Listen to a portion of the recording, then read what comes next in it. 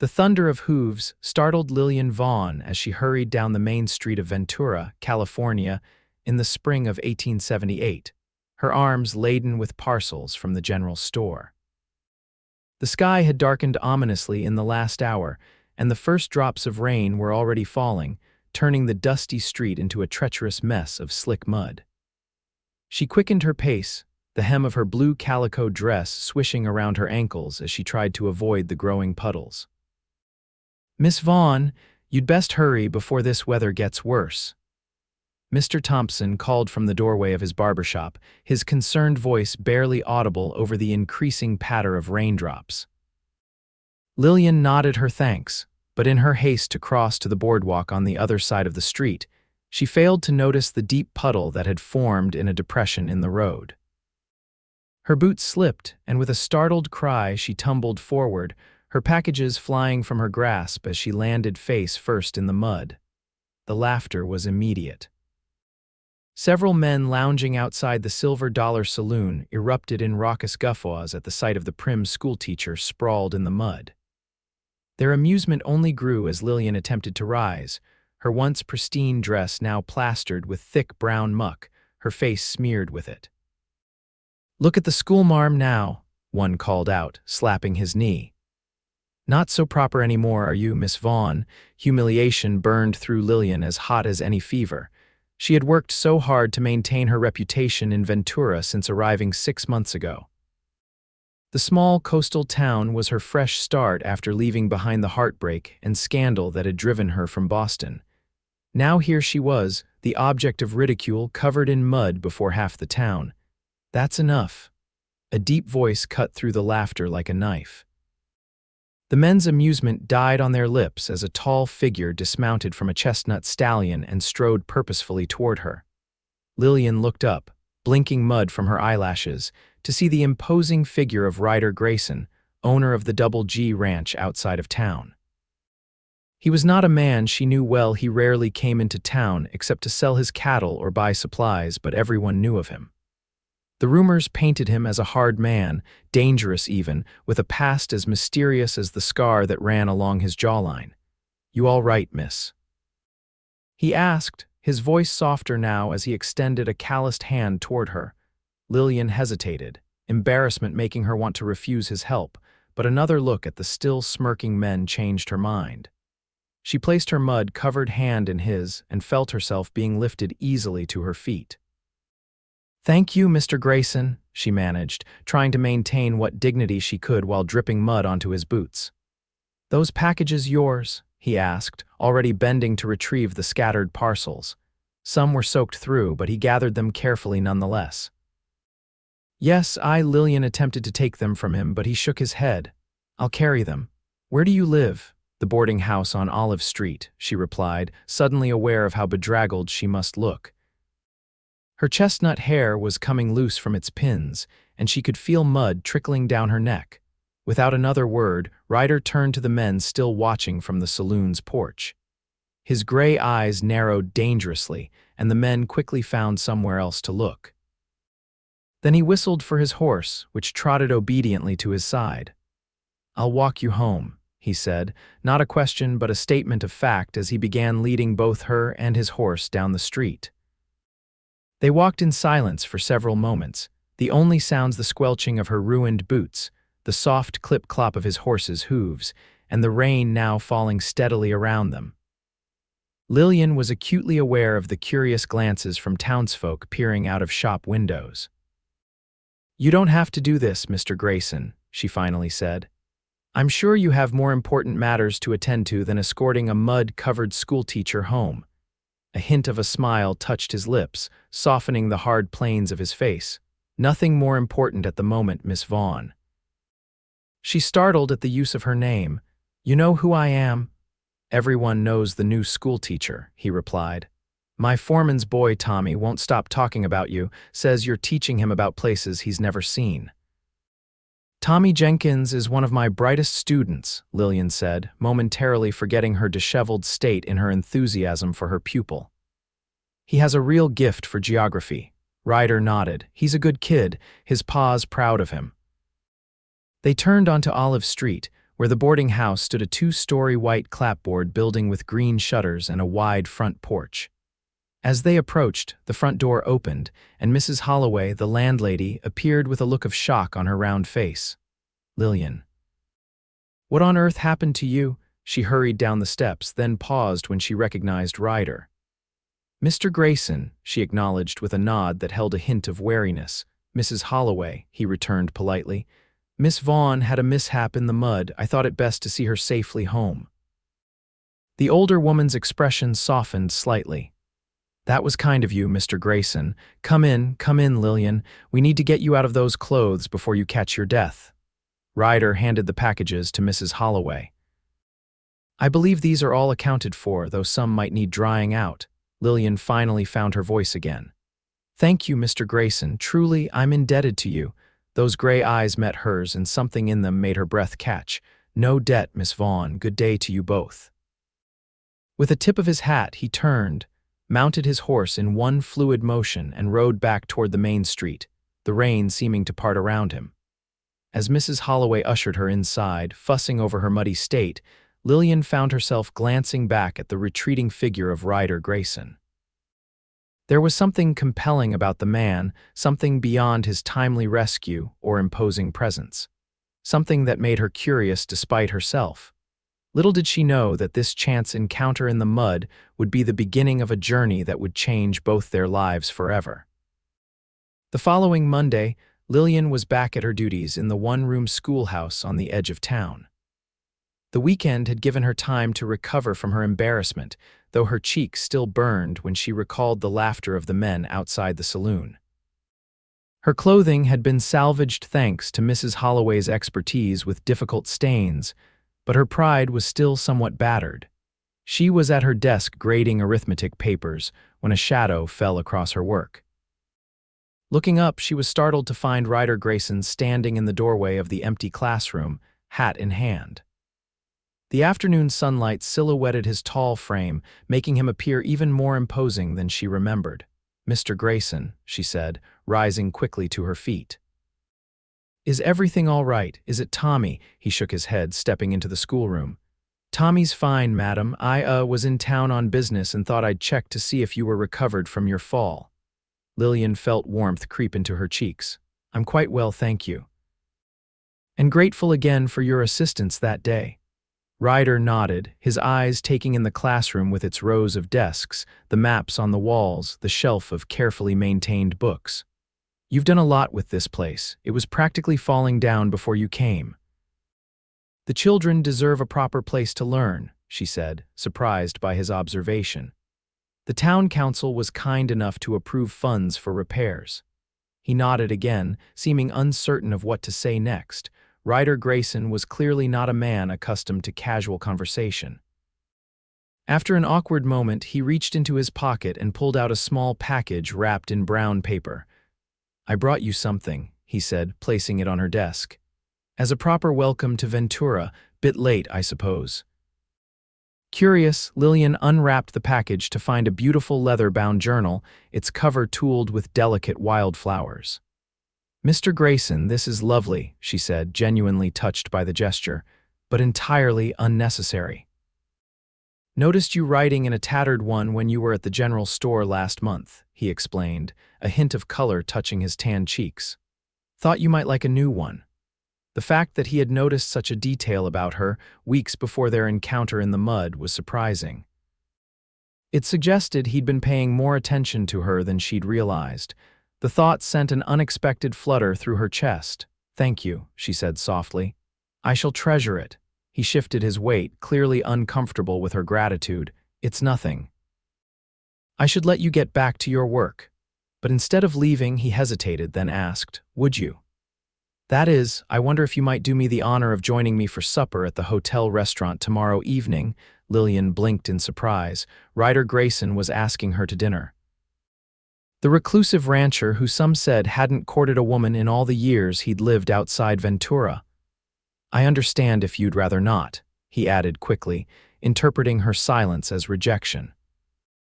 "A schoolteacher has her reputation to consider, and I know there are stories about me. I'd be delighted," Lillian interrupted, making up her mind in that instant. What time shall I meet you? The smile that transformed his face made him look years younger. 6 o'clock.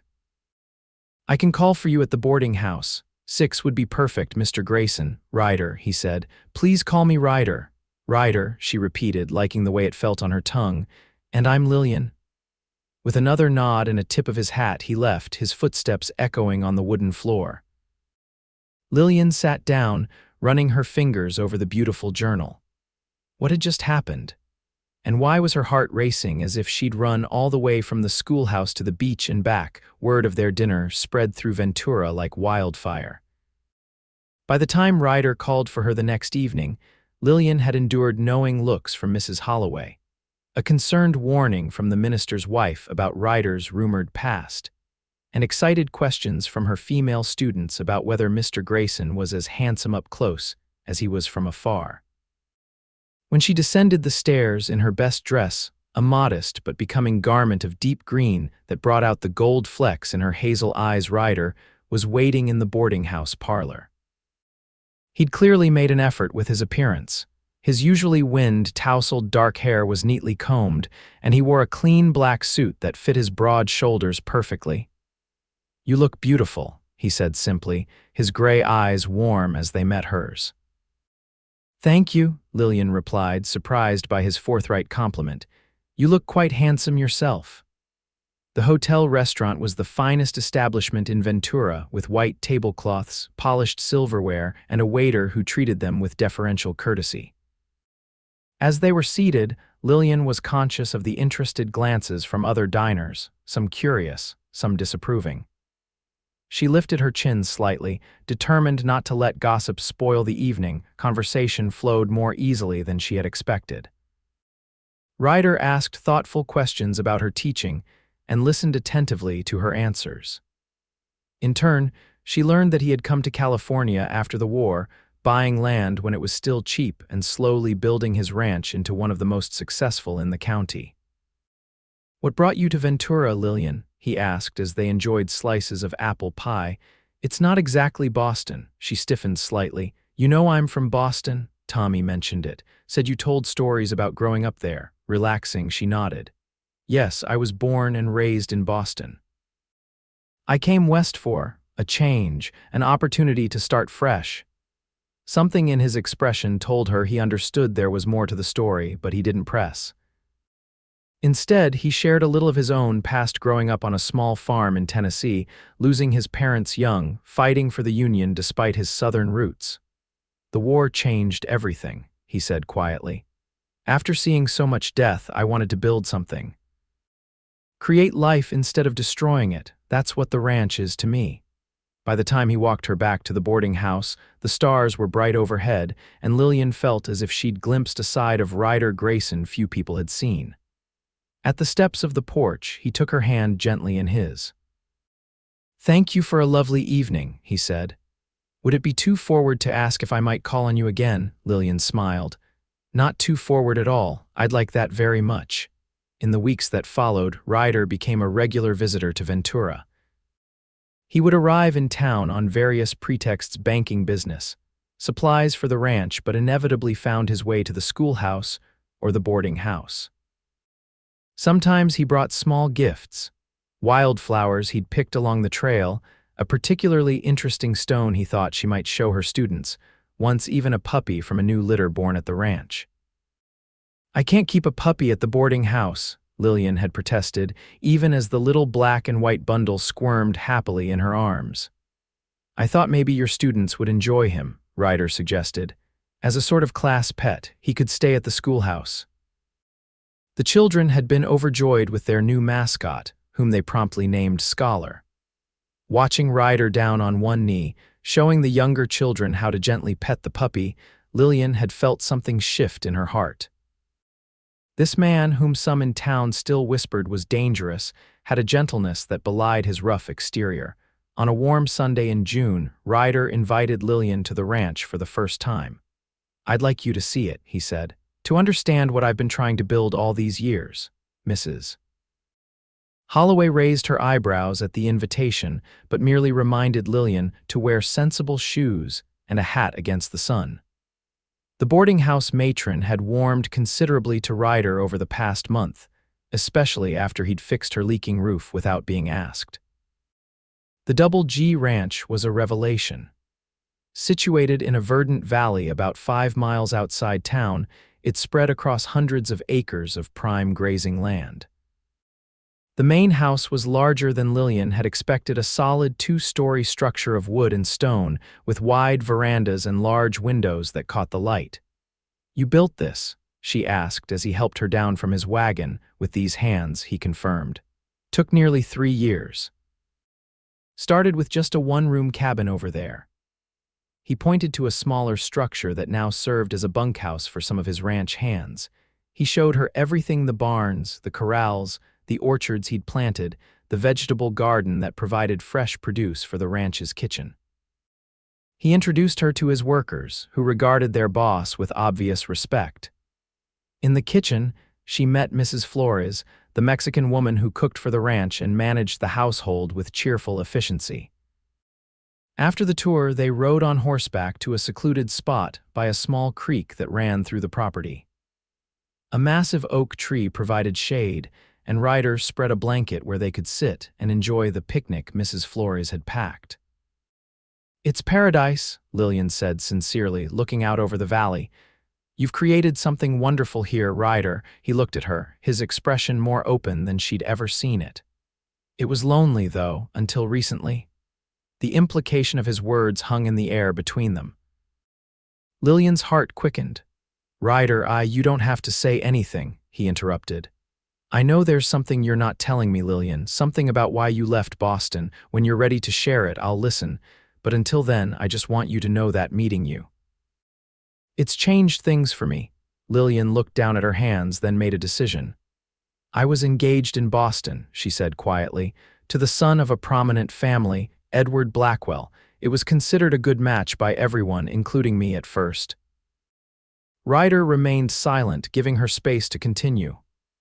"I discovered that he had other women, not just one indiscretion, but many. When I confronted him, he didn't deny it.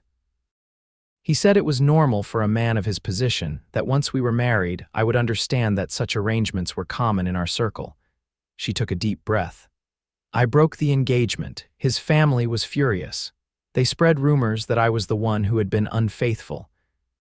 My father's business depended on their goodwill, and they made sure he suffered for my decision." "So you left," Ryder said softly, understanding dawning in his eyes. "I left. I couldn't watch my family pay the price for my choice, and I couldn't bear the whispers, the looks. I saw the advertisement for a teacher needed in Ventura, and it seemed as far from Boston as I could get." She finally looked up at him. "I came here to escape scandal, and now I find myself the subject of gossip once again, being courted by the mysterious Ryder Grayson." A smile tugged at his lips. "Is that what I'm doing, courting you?" Despite herself, Lillian laughed. "Aren't you?" "I suppose I am," he admitted, "though I'm not very good at it. It's been a long time since I tried to win a woman's heart." "You're doing just fine," she assured him, reaching out to place her hand over his. His fingers turned to clasp hers. "Your ex-fiancé was a fool, Lillian Vaughn, a damn fool." Before she could respond, he leaned forward and kissed her, a gentle press of lips that nonetheless sent warmth flooding through her entire body. When he pulled back, his eyes were questioning, seeking permission. Lillian answered by leaning in and kissing him again. As summer turned to fall, their courtship became the talk of Ventura, but Lillian found she didn't mind the gossip when it was accompanied by genuine good wishes from most of the townsfolk. Even those who had laughed at her fall in the mud now tipped their hats respectfully when she passed. Whether this was due to their own changing opinion of her or fear of Ryder's reaction should they slight her, she wasn't entirely sure. The school year began again in September, bringing new challenges as several families had moved to the area over the summer, increasing her class size. Ryder surprised her by donating lumber and organizing a group of ranch hands to build additional desks and extend the schoolhouse by several feet to accommodate the new students. "You didn't have to do that," she told him as they walked along the beach one evening, the sunset painting the Pacific in shades of gold and crimson. "I wanted to," he replied simply, Education matters, you've shown me that.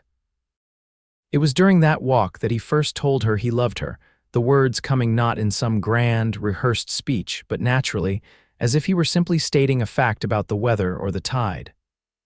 "I love you, Lillian," he said, stopping to look out at the ocean. "I think I have since I saw you writing in that journal at the general store, months before you fell in the mud. I just didn't know it yet." Lillian's heart felt too full for words momentarily. Then she turned to him, took both his hands in hers, and said, "I love you too, Ryder. More than I thought possible after everything that happened in Boston." He pulled her into his arms then, holding her close as the waves crashed nearby, a perfect backdrop to the emotions swelling between them. October brought the first real challenge to their relationship when a letter arrived for Lillian from Boston. Her father was ill, the letter explained, and asking for her. Her sister, who had written the note, stressed that the Blackwell family's influence had waned after Edward's scandalous marriage to a New York socialite who had subsequently divorced him after less than a year, citing the same infidelities Lillian had discovered. Her father's business was recovering, and he wished to reconcile with his youngest daughter before his health deteriorated further. "I have to go," Lillian told Ryder that evening as they sat on the boarding house porch. "He's my father." "I understand," Ryder said, though his expression was troubled. "How long will you be gone?" "A few weeks, perhaps longer depending on his condition." She hesitated. "You could come with me." He shook his head. "The ranch needs me, especially with winter coming, and Boston." "That's your world, Lillian. I wouldn't fit there." "You're my world now," she insisted. "Boston is my past." "Then you'll come back," he said, a statement rather than a question. "Of course I'll come back. How could you doubt it?" His eyes clouded. "People leave, Lillian. They say they'll return, but sometimes they don't." Understanding dawned. "Who didn't come back to you, Ryder?" He was silent for a long moment. "My wife," he finally said. "Sarah. She went east to visit her family in '68. There was a train accident." His voice grew hoarse. "They never found her body." Lillian felt as if the ground had shifted beneath her feet. "You were married. You never told me." "It was a long time ago, 10 years this December." He ran a hand through his hair. "I don't talk about it." "After a while, it was easier to let people think I'd never married than to explain." "The scar on your jaw," Lillian said slowly. "That's from when you searched for her, isn't it?" He nodded. "Spent weeks combing through the wreckage, got caught in a collapsing section of the train." His eyes met hers, filled with old pain but also a tentative hope. "I thought I'd never love again, Lillian. Didn't want to. Then you fell in the mud and something inside me woke up." Lillian moved closer, taking his face in her hands. "I'm coming back, Ryder Grayson. I promise you that. Nothing in Boston could keep me from returning to you." The journey east was long and gave Lillian plenty of time to reflect on the past year of her life. She had arrived in Ventura broken-hearted and humiliated, determined to build a new life far from the society that had rejected her. Now she was returning to Boston confident, loved, and with a clear vision of her future, one that included Ryder Grayson and the life they would build together in California. Her father's condition was serious, but not immediately life-threatening. Their reunion was emotional, with tears and apologies on both sides. Her sister Julia and brother-in-law welcomed her warmly, and even her mother, always more concerned with social standing than her daughter's happiness, seemed genuinely pleased to see her. News of Edward Blackwell's failed marriage had indeed changed how Boston society viewed Lillian's broken engagement.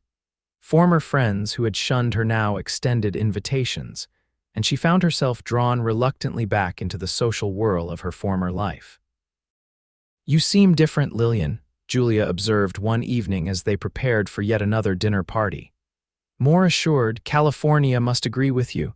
"It's not California," Lillian replied with a smile. "It's who I found there."